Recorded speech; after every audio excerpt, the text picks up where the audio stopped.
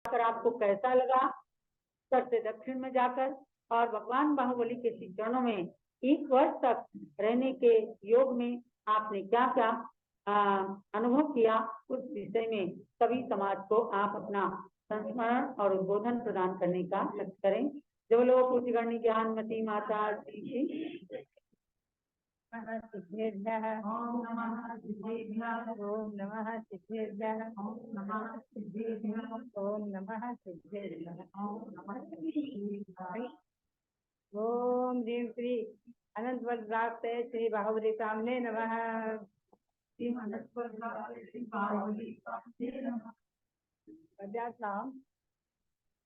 जब मैं दक्षिण की यात्रा के लिए आरिकाओं का संग लेकर के हैदराबाद से बिहार करके और डॉनवेल पहुंची हूँ, और वो शायद फाल्गुन की तिथि थी, और वहाँ पहुंचकर मैंने जो पाया और भगवान बाहुबली के दर्शन करके जो कृतज्ञता का जो आनंद का अनुभव किया, वो अपने आप में एक बहुत ही विशेष है।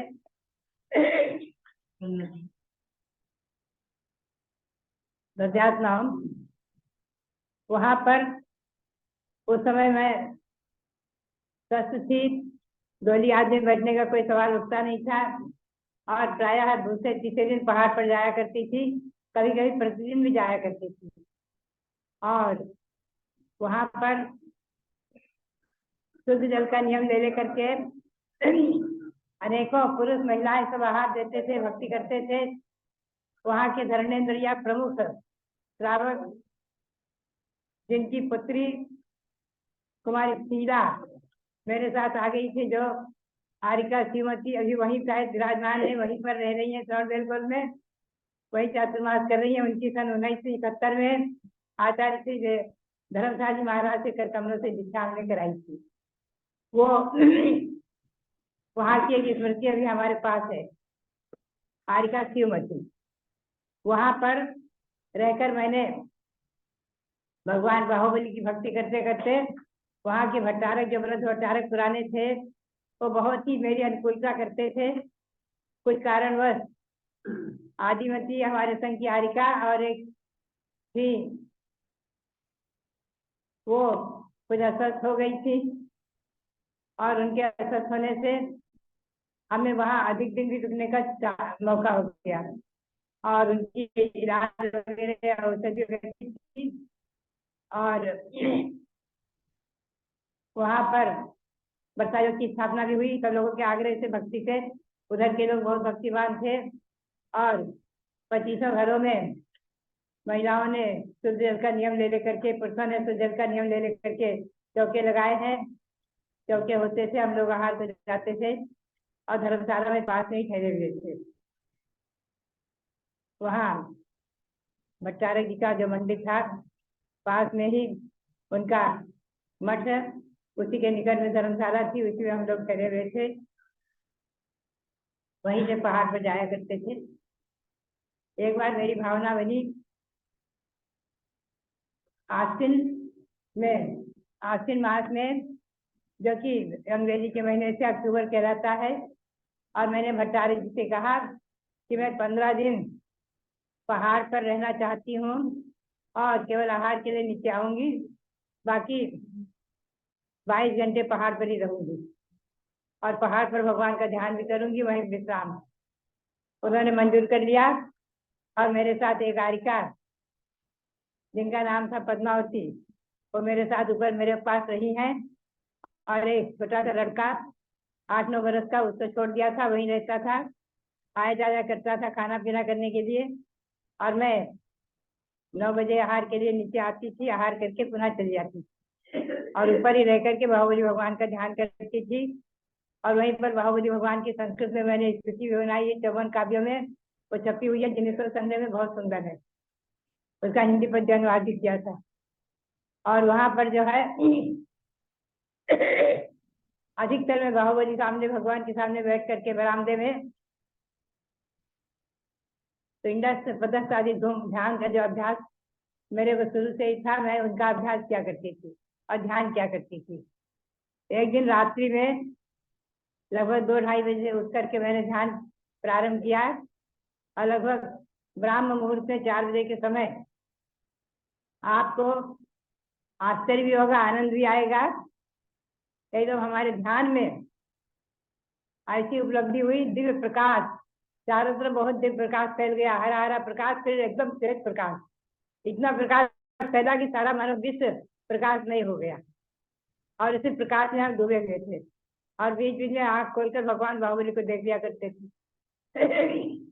बाहुबली के सामने बरामदे में बैठकर ध्यान कर रहे थे। उस समय एकदम सुमेरु पर्वत के 16 जिन मंदिर, पंचमेरु के 80 जिन मंदिर, मध्यलोक के 10 लक्षों के 10 मंदिर और 20 गजंतों के 20 मंदिर और 170 विजहार के 170 मंदिर और 4 ईसाकार के, 4 मानसेश्वर के, नंदीसर के 52, कुंडलगिरी के 4, ऋषिगिरी के 4 आदि, ऐसे सब मंदिर एकदम जैसे दिखते गए दिखते गए दिखते गए, जैसे लाइन से सब दिखते गए। और सबकी मैं वंदना करती गई, खूब भाव से आंख बंद किए और बीच बीच में आंख खोलकर भगवान को देख लिया करती थी और उन मंदिरों के दर्शन कर रही थी। दर्शन करते करते लगभग 1 घंटे तक हमारा ध्यान चलता रहा, 1 घंटे तक दर्शन होते रहे। उसके बाद 5 बजे ध्यान विसर्जन करके और सामायिक आदि करके मैं वहां से नीचे आई। उस समय मैंने 15 दिन का मौन रखा था और किसी से बात नहीं करती थी। नीचे आकर के मैंने अपने शास्त्र जहाँ विराजमान कर रखे थे उनमें से त्रिलोक सार को निकाला और त्रिलोक सार को निकाल करके जो हमें ध्यान में उपलब्धि हुई थी 458 जिन मंदिरों की, मध्यलोक के 458 जिन मंदिरों की, भूगजल भूगोल की, जम्बूद्वीप, धात्रीखंड और पुष्कराज द्वीप और नंदीश्वर द्वीप, कुंडलगिरी द्वीप, ऋषिगिरी द्वीप, ये 13 द्वीपों के 458 जिन मंदिरों की जो उपलब्धि हुई थी वो सब मैंने उसमें देखा, निकाला और प्रकट देखती रही, हंसती रही, प्रसन्न होती रही और मुस्कुराती रही, देखती रही। जो मैंने ध्यान में पाया था जो कि त्रिलोक सार में मिल गया। मुझे प्रसन्नता इतनी हुई कि मैं कही नहीं सकती। मेरी प्रसन्नता का पार नहीं रहा, असीम आनंद का अनुभव आया और मैं पुनः शुद्धि करके आहार किया। आहार करके पुनः पहाड़ पर जाने लग गई। सवारिकाएं चिपट गई, अम्मा बताओ आपको क्या आनंद आया, आपने त्रिलोक सार में क्या देखा और क्या, हमें बताओ। हमने कापी लिया और पेंसिल से लिख दिया कि मुझे आज मध्यलोक के 458 जिन मंदिरों की उपलब्धि हुई है और मैं 2 दिन बाद ध्यान पूरा करके और अपना मौन पूर्ण करके सब बताऊंगी। शायद वो आश्विन शुक्ला त्रयोदशी का दिन हो सकता है। आश्विन शुक्ला सप्तमी से या सप्तमी या त्रयोदशी, ऐसा कुछ विजय स्थिति पूरी नहीं है, कहीं लिखी जरूर होगी। और जब मैंने अपना ध्यान पूरा किया, 15 दिन पूरे हुए, मौन अर्जित किया, तो आकर के और सब बालिकाओं को सब वर्णन सुनाया। हर्ष का पार नहीं रहा। भट्टारक जी भी आकर बैठ के अड़ गए और बोले पहले मुझे सुनाओ, पहले मुझे बताओ। वो भट्टारक बहुत ही वात्सल्यपूर्ण व्यवहार के थे। जब आदिमती बीमार हो जाती थी तो आकर बैठे रहते थे, घंटों बैठे रहते थे और अपने हमें क्या करना है माता जी बताओ आदि, और सभी प्रक्रिया आदि थी। डॉक्टर वैद्यों की व्यवस्था भी होती थी, वैद्यों का इलाज भी चलता रहता था मैसूर से भी। और तो फिर जब मेरा ध्यान पूरा हुआ तो अकस्मात क्या होता है, मैंने वो सारी रचना सब वहाँ के स्वर्ण बेल लोग सब फ्लावर लोग बैठ गए और उस समय धरणेन्द्र वहाँ के प्रमुख थे, जो हारिका श्रीमती माता जी जो वहीं पर है मेरी शिक्षा, उनके पिता जालैया के पिता वो वहाँ थे, वो प्रमुख आदि थे। और भी लोग थे, मैं जैसा नाम इतनी पृथ्वी में नहीं है। कनकाम्मा, दत्ताम्मा आदि कई महिलाएं थी और बहुत से लोग, और शांतिराज शास्त्री थे, रतनराज करके वहाँ मैनेजर आदि थे। सब लोग बैठ गए, पूरी सभा बैठ गई खुले में, और खुले मैदान में मैंने सबको दर्शन कराना शुरू किया। चलो सुमेरु पर्वत के 16 मंदिरों की वंदना करो, भद्रसार बन के 4, धंधन बन के 4, सवर्ण बन के 4, पांडु बन के 4 मंदिरों को नमन करो, हाथ जोड़ो, ऐसे ऐसे करते पूरे मधुलोक के मंदिरों का दर्शन कराया। 1 घंटा लगभग लग गया। सबको बहुत आनंद आया। लोगों की प्रसन्नता का पार नहीं रहा। अकस्मात 8-10 दिन बाद कुछ उत्तर के यात्री पहुंचे थे, जिससे एक महासभा के अध्यक्ष थे उस समय, शायद चांद नदी गुवाहाटी वाले भौरीलाल यादव थे। वो सब मुख्य लोग जो वहाँ बैठ गए आकर, और उन्होंने कहा, अम्मा हमने सुना है आपको कुछ उपलब्धि हुई है ध्यान की यहाँ। हमने कहा जरूर। बोले हम सब सुनेंगे। तो सब लोगों को सभा में बिठाया गया और सब लोगों को मैंने दर्शन कराए 458 मंदिरों के। लोगों को बहुत आनंद आया और सबके मुख से एक ही निकला कि ये रचना भूतल पर बननी चाहिए, कहीं ना कहीं बननी चाहिए। बटारक लोग भी आगे कर रहे थे यहीं बने। वहां से विहार करके हमारा 1 वर्ष बाद, 1 वर्ष पूरा होने के बाद फाल्गुन में मेरा वहां से बिहार हुआ और बिहार में कारण बन गया।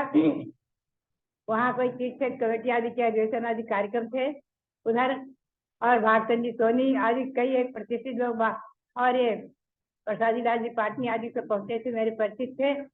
वो सब लोग आकर बैठ गए और उन्होंने कहा कि आपको जो है इन आपकी यहाँ एक आरिका है जो आदिवासी बीमार चल रही है, और भी एक आरिका अभयमती थी, वो भी कुछ अस्वस्थ चलती थी। दोनों को यहाँ का जलवायु अनुकूल नहीं पड़ा है। आपको यहाँ से शीघ्र विहार करना पड़ेगा। आचार्य श्री शिवसार जी महाराज ने कहलाया है कि शीघ्र ही इन दोनों को डोली में लेकर के और अब वहां से विहार कर दो। अत्यधिक आगे जैसे आरिका के संघ से पत्र भी आने लग गए। आचार्य महाराज ने कहलवाया सबको लेकर आ जाओ। और हमारी आरिकाएं भी चाहती थी संघ में पहुंचे, तो वहां से 1 वर्ष के बाद मेरा विहार हुआ है। और वहां से आकर के हम सोलापुर आए। सोलापुर में चातुर्मास हुआ है आगे का, और ब्रह्मचारी सुमती बाई ने भी कहा सोलापुर में रचना बने। सनावत आए तो सनावत ने कहा यहाँ की रचना बने, लेकिन योग था हसनापुर का। दिल्ली के लोगों ने बहुत चाहा। दिल्ली में मोतीचंद ने खूब जगह देखी है, 50 जगह घूमते रहे महीनों कि दिल्ली में कहीं बड़ी जगह उपलब्ध हो जाए रचना बने, लेकिन योग हसनापुर का था। पहले यहाँ हसनापुर में सुमेरु पर्वत बना है। प्रथम चरण में सन 1974 में मैंने शिलान्यास कराया है, और जमीन का क्रय किया है हमारे मोतीचंद और रोहिणी कुमार जी ने, और वहां पर सबसे पहले सुमेरु का शिलान्यास हुआ है। उसके बाद सुमेरु का प्रतिष्ठा हुई सन 1979 में। इसी सन में पुनः जम्बूद्वीप की रचना बनी, उसकी प्रतिष्ठा हुई सन 1985 में, इसी सन 1985 में। और उसके बाद 13 द्वीप बना है, इसकी प्रतिष्ठा हुई है अभी शायद इसी सन 2007 में। ये 13 द्वीप की रचना पूरी बनी है। इसमें जितनी 458 जिन मंदिर हैं और देवभवन आदि बहुत हैं। इसमें 2127 भगवान विराजमान है, लेकिन मुख्य जो मंदिर है मध्यलोक के आकृति मंदिर 458। इन 458 मंदिरों की हमें उपलब्धि हुई थी बेरगोल में। तो कुल मिलाकर के ये जैन भूगोल जो बना है हसनापुर में, मैं कहूँगी वर्तमान में उपलब्ध विश्व में कहीं भी ना ऐसी रचना है, न होने की ऐसी संभावना है। लोग बनाते भी तो यदवा तदवा उल्टी सिल्टी बनाते हैं, गलत गलत। ये रचना सही आगम के परिप्रेक्ष्य में श्लोक 60 तिलोय पद्धति आदि ग्रंथों के आधार से सुमेरु पर्वत जम्बूद्वीप की रचना और 13 द्वीप की रचना बनी। तो ये उपलब्धि जो मुझे हुई है ये बाहुबली के ध्यान के प्रसाद से हुई है। बाहुबली ने दिया है मुझे। मैं बाहुबली के चरणों में रोज नमन करती रहती हूँ। और बाहुबली का बहुत दिनों तक तो हमने नियम कर रखा था, बाहुबली की प्रतिमा के दर्शन के बगैर भोजन नहीं करना, आहार नहीं करना। तो एक छोटी सी प्रतिमा संघ में रखी थी और उसका दर्शन अपने संघ के चैत्यालय में थे, कहीं भी जाए उसका दर्शन करके ही आहार पहुंचती थी। तो बात यही है आज भी ये बाहुबली सर्व बिल्कुल भगवान बाहुबली इनके चरणों में अनंत अनंत बार नमन करते हुए, अनंत अनंत बार नमन करते हुए, और वहाँ के सभी मंदिरों में मैंने ध्यान किया है। 24 मंदिर है और भट्टारक जी का मंदिर है, और जो मंदिर है, और जो बिंदगिरी पर और मंदिर है, और चंद्रगिरी पर्वत पर जो मंदिर है, और वहाँ सभी मंदिरों में बैठकर ध्यान करती थी, अभिषेक भी कराया करती थी खूब। वहाँ चंद्रगिरी पर्वत पर, छोटे पर्वत पर, छोटा पर्वत जो कहलाता है, एक पार्श्वनाथ की प्रतिमा खड़गासन है, वो भी चमत्कारी के, वहां भी मैं ध्यान क्या करती थी। वहाँ चंद्रगुप्त के 16 स्वप्नादि का चंद्रगुप्त का इतिहास उत्कीर्ण है, बहुत सुंदर जैन ग्रंथों के आधार से। तो उसको भी मैं देखा करती थी और उसमें भी मैं उसके बारे में सूचन किया करती थी। तो बात यही है, मैंने बाहुबली चरित्र भी लिखा, बहुत सुंदर छपा हुआ है, जो हिंदी में 111 पद्य हैं, बहुत ही सुंदर है। हमारे वर्तमान पंडित कहा करते थे कि मैंने तो नियम कर रखा है, ये बाहुबली का चरित्र जो 111 पद्यों में है, उसको मैं पढ़े बगैर सोता ही नहीं हूँ, चाहे रात के 12 बज जाए, उसको पढ़कर ही पूरा मैं सोता हूँ। वर्तमान पंडित कहा करते थे, सोलापुर के वर्तमान पंडित। तो बात यही है कि वो भी बहुत लालित बहुत सुंदर बना है। उसमें मैंने बाहुबली के ध्यान का और बाहुबली के अक्षय आदि का वर्णन बहुत सुंदर भाव में लिया है, काव्य में बहुत ही सुंदर लालित काव्य है।